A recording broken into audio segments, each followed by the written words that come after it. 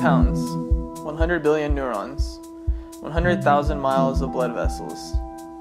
The brain is truly one of nature's wonders. However, this year, hundreds of thousands of athletes will put the safety of their brains on the line. From the pee-wee playing fields to the professional ranks, the concussion has been rampant in athletics across the country. From a local perspective, the Inland Empire has been ravaged by sports concussions. Local athletes have suffered concussions, one even resulting in the death of an athlete. Hi, my name is Austin Fox. I suffered 3 concussions during the football season, and I continue to have symptoms to this day. My name is Dave Martinez. Last year, I had a concussion, and ever since that, I had struggled with symptoms. My name is Gina Drake, and my son Joshua suffered 2 concussions in his 9th grade year at North High School. My name is Josh Drake. I played high school baseball for 2 years and suffered several concussions and still deal with symptoms to this day. My name is Mark Gonzalez, and I'm a high school football coach at Poly High School, and I've had several players suffer concussions this year. My name is Hugo Aguirre, and I played football in New Mexico, and I incurred roughly 5-6 head concussions. And that was the end of my career. My name is Tina York. My son is Tyler Llewellyn. Hi, my name is Dr. Chris Marker. I'm the director of the Sports Concussion Clinic here in Riverside, California. I trained back at NYU in New York and have been working at Community Medical Group of Riverside for 5 years. We set out to interview those individuals in our region whose lives have forever been altered or affected by the injury known as the concussion. Welcome, my name is Angel Viscarra, and I'm here today with John W. North High School football player Austin Fox. Austin suffered several concussion injuries over the past football season, and he's here today to let us know how the whole recovery process has gone for him. So Austin, first off, I want to thank you for taking some time out of your schedule, and we want to ask, how has the whole recovery gone for you since you suffered your concussions? Well, actually, lately, just basic little stuff, little random headaches, stuff like that. But right as it happened, I got real dizzy, loss of vision for like about 45 minutes. It was like pitch black. Lightheadedness in the morning, and I was very sensitive to light. In the original concussion, he was sleeping a lot and felt dizzy when he got up. I had headaches. I had my seizures. I had a lot of seizures. He was pale. He was white. He wasn't breathing. You've been playing football for quite some time now. Yeah. What kind of a job have your previous coaches done in, preventing concussions and making sure their players' brains are safe? Well, actually, it depends because, as people say, old school coaches, they'll be like, no, get out there, don't be a baby, or something like that. And some coaches will be like, okay, take time off, get healthy, so you can come back for the next game or the game after that. So it kind of depends on the coach. All coaches, they try and keep us safe in the field. They all care about us, They treat us like kids, like family, If the doctor puts a player, with restrictions, they need to respect that. Because in David's case, he was with a doctor restriction and he was playing. That's when the second seizure came in. As long as we're strapping on the pads, concussions are going to happen. But they can be limited by educating not only the student athletes, but also the coaches themselves. A lot of our coaches today that we see out coaching aren't certified. They need to have an education, a background in sports, kinesiology, or some kind of athletic training. My coaches just asked me if I was okay, and I didn't necessarily know I had a concussion at the time. And I thought since I had the catcher's mask on that it would be fine, so they told me to get back out there. If there's any issue whatsoever that the player might be concussed, we'll immediately take him to the trainer, and the trainer will do an evaluation. If it's during a practice where there is no trainer, we can do an examination also. We're not experts, and so if there's any doubt whatsoever, we'll take him out and we'll send him to the hospital immediately. Concussions are a loose issue. Do you think a concussion should be addressed in that manner, or do you think it deserves more serious attention? No, concussions really can affect your future, especially it's your brain. You don't get another one. The likelihood that they are going to be a professional athlete is pretty slim. If they do become a professional athlete, they will still have to use their brain in order to manage their money and their life. As you know, being a high school athlete, every game's so important to you, so you never want to leave the field of play, and you feel like every high school football game is the Super Bowl. So it's very hard to convey to them that, hey, 5 years from now, 10 years from now, you're going to need your brain, you want to go to college, you're going to want to be a part of the workforce. But that's also something that I stress with all my visits, that this is going to be just a part of your life, but you're most likely not going to go on to have a professional sports career, and you're going to need your brain to do some great things down the line. Sports is a stepping stone, it's a foundation, it's a discipline, and it's going to get you places. But in the long run, understand the statistics. The jobs that are open for professional athletes is very slim. You're better off going to school and studying to be a doctor and a lawyer than it is to be a professional athlete. Have you personally ever played with a concussion? Yes, I have. And do you regret that decision? I played the whole season with concussions. And you regret that decision? Yeah. I can tell there's some damage. I told my mom I think I can play through it, but overall, I felt the symptoms, and that's when I was like, I was done. I know for a fact in high school I had several concussions. And I was told that I had concussions from coaches, but it wasn't diagnosed by anyone in the health fields. And back then it was just considered a hard hit. Back in the day, it was considered what they call a stinger, or it was something where you got hit in the head, you got your bell rung, that kind of thing. But coaches, shake it off, get back up, because they did not know any better, and I didn't know any better. So as an athlete, I would want to go out there and play just like any other kid would want to play football. You want to show your toughness. That's what football's all about, right? Being tough, strong, and so that all being what it is, it's kind of a formula for bad things to happen. Some scary stuff, obviously. Has this past season discouraged you from pursuing a football career? Absolutely not. I see football as like a love. I can't get over it. I love it so much, I'm not going to stop. My mom especially, she wants me to stick with soccer, but I told her, I want to play football. I didn't know.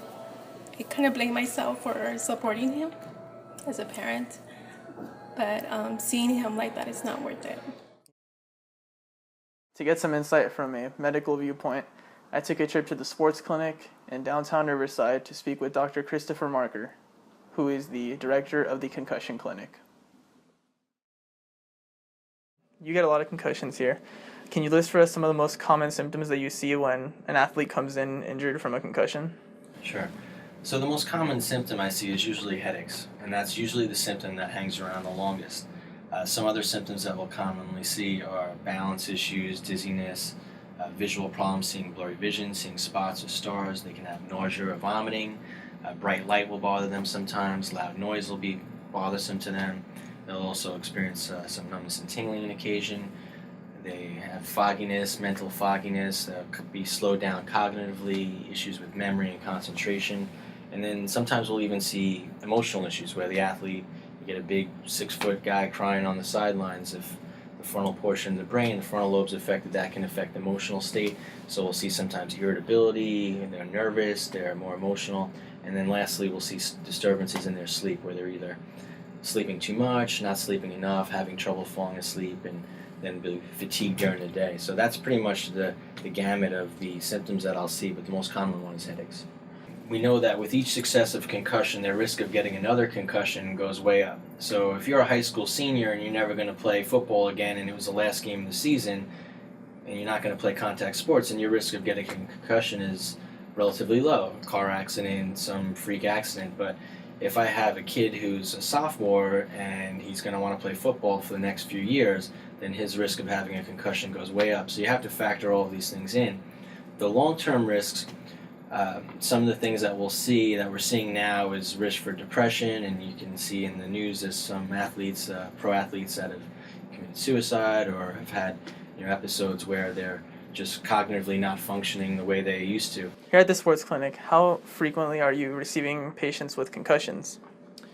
I see them all year round. It's certainly a little bit cyclical in that during football season we see the most, but there's still a lot of high school soccer players. I see a lot of female soccer players. I've seen cheerleaders, volleyball players, you name the sport, I've seen a concussion with it. So on a daily basis, we're seeing some kids with concussions. Well, on the field of play, there should be hopefully an athletic trainer on the sideline. I think that's something we have to work towards, is making sure that there's an athletic trainer on the sideline so they can be the intermediary, because sometimes the coach will want the kid to keep playing, and hopefully the athletic trainer has some training in concussion and can remove the kid from the field of play. The onus can't be all on the kid, because if the kid's having cognitive issues, he's not going to know, or she won't know that they're concussed. But certainly, I always stress, I go over the symptoms checklist with my athletes all the time, so that's ingrained in them. And I tell them, in the future, if you're on the field of play and you develop any headaches, balance problems, dizziness, make sure you get off the field. Because what we know now is once the process is started, say in the first quarter they've started this concussion process, the more hits they take, the longer the recovery period is. So if you remove them from the field of play, they usually do a lot better than the kids who have repeated hits. Certainly there needs to be education with the coaches. As I mentioned earlier, I think a lot of the coaches are still old school mentality, and they have a lot of pressure to win. So sometimes they're torn on whether or not the kid is concussed. So that's why I would leave it up to an athletic trainer, and I'd really advocate to have an athletic trainer at all high school games. As you know, the Inland Empire has especially been hit hard by the concussion issue. There was the tragedy at Arlington High School earlier this year where junior football player Tyler Llewellyn passed away from football-related injuries. What was your immediate reaction to this tragic news? Well, I think everybody in the community was pretty crushed that one of our local athletes was not only injured but passed away. We expect to see some injuries in football, but you never anticipate a tragedy like this. It was a heartbreaking reaction. I was first told of it. My nephew actually plays for the Arlington football team, and I found out from he and his parents what had gone on, what happened. I actually talked to the football coach, Pat McCarthy, about it, and Pat told me what had gone on. And the scary thing about the death of Tyler Llewellyn was the fact that it was on a routine play where he made a routine tackle, and for some way he got hit in such a way that it caused him great, head injury, and eventually passed. Sort of Surprising, sort of not. I know concussions and brain injuries are really serious, and it just kind of makes you think, like, it could have been me, or could it be the guy next to me. I was sickened by his tragedy because it really hit home after having a son who had 2 concussions, and realizing that could have been me. I was in the same position as mom. I was lucky my son didn't die from a head injury. My condolences go out to the family, to those who were affected by the loss of Tyler, but also my condolences went out to Coach McCarthy. He's a personal friend of mine, and I made sure that when I saw him, when we played him, that I was able to walk up to him and give him my condolences for the tragic loss. This past August, adversity struck Arlington High School. Junior football player Tyler Llewellyn suffered a head injury in a preseason scrimmage. When Llewellyn went to the sideline, he lost consciousness and never regained it. He was pronounced clinically dead just 5 days later. His mother, Tina, agreed to speak with us about her son and her viewpoint on the concussion epidemic taking the nation by storm. I think it's very important for them to be aware that that helmet is not does not make them immortal. It's not. It's only there to prevent minor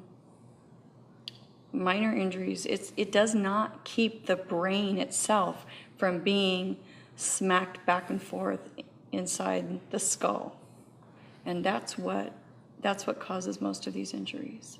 Yeah, and what advice do you have for mothers out there who may fear for the safety of their children's brains whenever their child competes?